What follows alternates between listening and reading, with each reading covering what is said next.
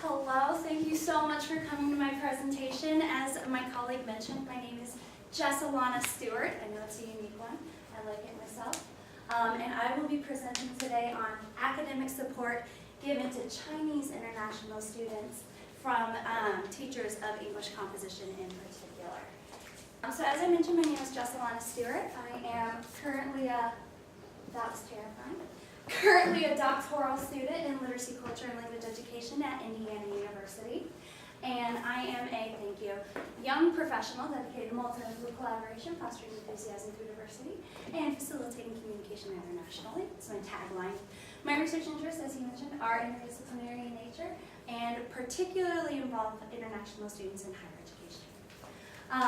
So with the flux of international students coming to the United States for higher education purposes, and primarily those being from an Asian descent, we notice a lot of need for international students and American ambassadors. So we're noticing that this need is being filled by multilingual composition instructors. So I teach a course very similar to the 106I here, is that correct? We have the multilingual version of English composition at IU as well. And the hope of this research is to assist international students and teachers in their experiences here in the U.S. education system.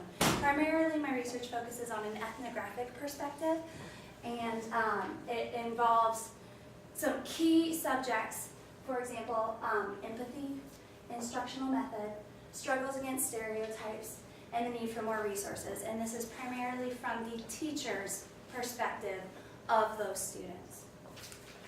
So, in the literature, there's a vast amount of literature available on this topic. For example, a previous call for research was made by Mina Shaughnessy in the 70s, and she noticed that there was a need for formal training in English composition. She also noticed that there was a burgeoning diversity in the classroom, and that many teachers saw this in a fatalistic viewpoint and had very difficult time handling the diversity. And the need still exists for the education of such a diverse population, particularly when considering writing. The current debate that I see as most salient in this particular research comes from Ula Connor's intercultural rhetoric and Kanagaraja with his translingual practices. Now these seem like very similar concepts, but there are some contradicting information, and I feel if the two could merge harmoniously that we'd come to a better understanding of the context. So with intercultural rhetoric, that primarily teaches a standard academic English to international students. And many say that the argument against this is that it can disenfranchise that population. However, with translingual practices, it says that we should accept a person's own special rhetoric or own special language when writing, which may not be understood by a native readership. So several other authors have mentioned things primarily in a tutorial session context. So Fiona Severino, Williams, and Nunn all mentioned using intercultural communication within writing center context, primarily for guidelines for tutors and teachers to help this disenfranchised group of students. It gives teacher suggestions. It provides a positive outlook on the differing cultures at play, suggesting that that would enable the communication in a more facilitated manner, I suppose. And then it also talks about the difficulties that this international student population faces in a Western context. And of course, I ask for future research in this area. So my theoretical framework comes primarily from Lee Vygotsky, Ula Connor, and Pierre Bourdieu, and I use the specific concepts of the zone of proximal development in the sense of teachers using what they know the students already know as a means to get them to a concept that might be further from their reach.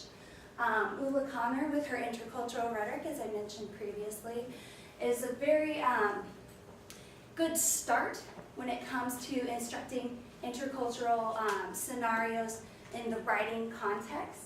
And then Bourdieu with his concept of habitus, and I'm going to go ahead and quote myself really quick. The teacher's acknowledgement of the various habitus at play in an intercultural writing classroom brings forth an empathy, which you're going to notice is very salient in my research, an empathy for the difficult context of students, which leads to accommodations in instruction through means of scaffolding, which was Vygotsky's idea, and a struggle against stereotypes that come from the friction of distinct habitus. And habitus are those linguistic differences at play, like language, for example, and an intercultural rhetorical differences at play in such contexts. Thus, it is evident that this study draws from each of the theoretical frameworks to unearth the cyclical situation and concerns of teaching international students to write English in a Western academic atmosphere. So my research questions for this particular study revolve around according to the teacher perspective. So according to teachers, where do international students go for help in the course of writing? When they need help in their writing, where do they go? What perceptions do teachers have about their international student needs? And then finally, what attitudes do teachers have about their role as an instructor for this population of students? So, as I mentioned before, my methodology and methods is primarily classroom ethnographic perspective. What this means was I took a case study of 4 instructors of multilingual composition, or English composition for multilingual writers, I think that's more clear. And this was over the course of a year, both the spring and fall of 2014. I conducted several classroom observations. I got to sit in on office hour observations too, which were very interesting. I did semi-structured interviews with audio recording that was permitted by the participants. And then I did artifact analysis of any documents that they provided me with or photography that they allowed me to take. So I had 4 participants, as I mentioned. I gave them letters. It was easier for me to keep straight in my head. So Jay was a female instructor. She was a very impressive young lady who had a background in TESOL, who came from a particular Midwestern university that we might all identify with. And she had several years of teaching in these Midwestern contexts to ESL students. And then Elle was another female instructor. Her background was actually in veteran discourse, but she also had several years of teaching English composition, but this was her first year with international students. For the men, M was a male instructor in medieval literature, which was an interesting background, and he also had several years of teaching experience. And then finally, T was a male instructor, and his background was in SLS, and he also had a lot of teaching experience. I wanted to make sure that they were all rather seasoned instructors. The classroom environment is actually very similar to the university here. You have kind of 2 iterations of a classroom that you can find.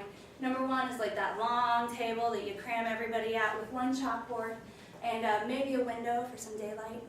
But the other iteration is with desks that are rolly. They have the capacity to move around, which is interesting. Also with the window. And both of these classrooms contain a computer setup with a screen and a chalkboard. So there's the original themes that I found in the data, as I already mentioned. I will focus on primarily empathy in the sense of conflicting habitus, accommodations such as scaffolding from the teachers for the students, and then stereotypes that resulted not only from the teachers themselves, but that emanated from the department and the university. And then finally, I asked for additional resources.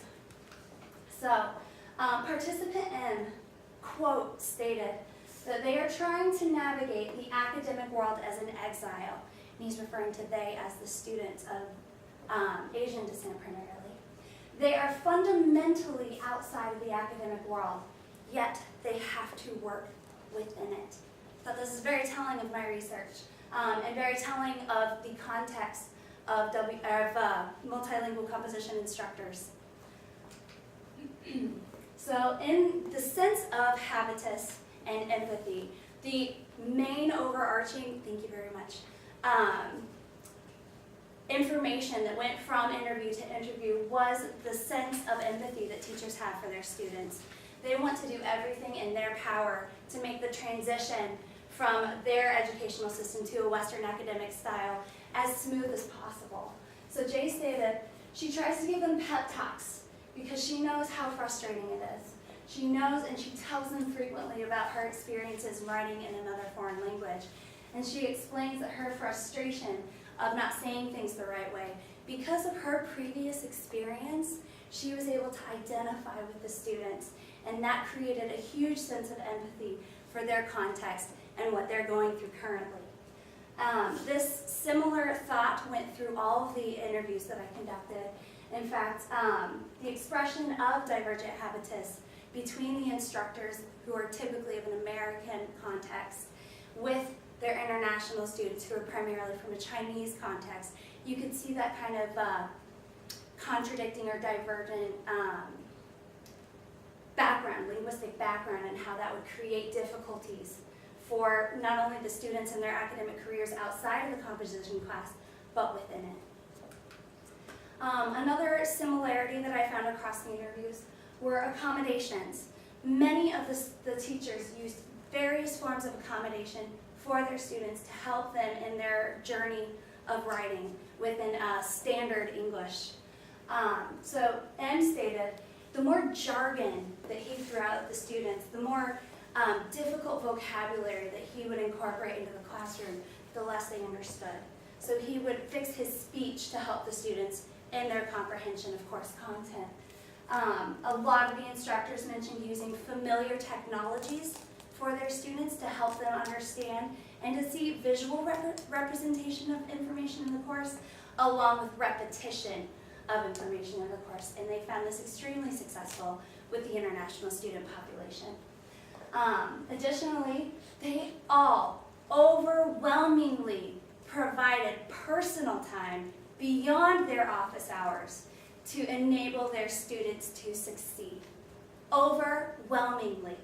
I thought this was very telling that all of the teachers I interviewed, and many teachers that weren't mentioned in this particular research, go out of their way for their students to help them in any situation, even beyond their own classroom context. And again, that brings us to the need for more resources. If this is such a large amount of time the teachers are donating to their students, how can we enable those teachers to help the students succeed more? If they had more resources, perhaps that would be a possibility. And then they also mentioned readings sporadically being helpful in the classroom context. One of the largest threads throughout all the interviews was also stereotypes. And it came as a shock to many of the teachers themselves when reflecting on the transcriptions that I sent them. They'd be like, oh, did I actually say that? I didn't mean it like that. And I was like, I completely understand where you're coming from. In fact, in an observation of an office hour, L, I believe this is, mentioned in reference to a student who wanted to learn more about the Chinese context, since there was such a gap on the information he was allowed to access from his own country. She said, my own ethnocentric bias prevented me from thinking about the information environment and the realities of censorship in China. And that is an issue he cares a lot about. She was referencing her student.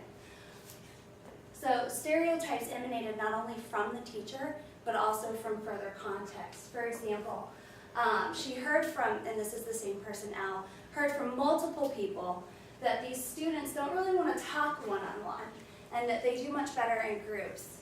And then M also reiterated the same thing, that and he fought against it, in fact. He fought against the stereotype by saying that they're much more interactive than anyone would say. And this kind of goes back to Pinker, I believe this is research, Pinker and the blank slate mentality, which is the fact that some teachers or some educational contexts, let's say, I don't want to pick out on teachers, but people will have the mentality that international students come to an educational context with nothing, that their educational background is insignificant, and that they don't bring valuable information to that learning context, which to me is absolutely baffling. So that deficit model really detracts from what students are capable of and what people believe they are capable of. So again, this comes back to resources. If we had more resources for teachers, Elle stated she wants them to come to her first, but she does direct them to the places that she knows exist. Jay also mentioned that when it comes to resources, there just aren't that many. And perhaps if there were more, these students would have more places, more options, more comfortable means to get the information that they're looking for. So all of the instructors resoundingly asked for more resources for their particular context. So the implications and limitations of this study, I do draw from the teacher perspective, and the accommodations that teachers are making are already being implemented in the classroom. It demonstrates that current stereotypes do exist, but there are teachers that are combating them, and it makes a call for additional resources.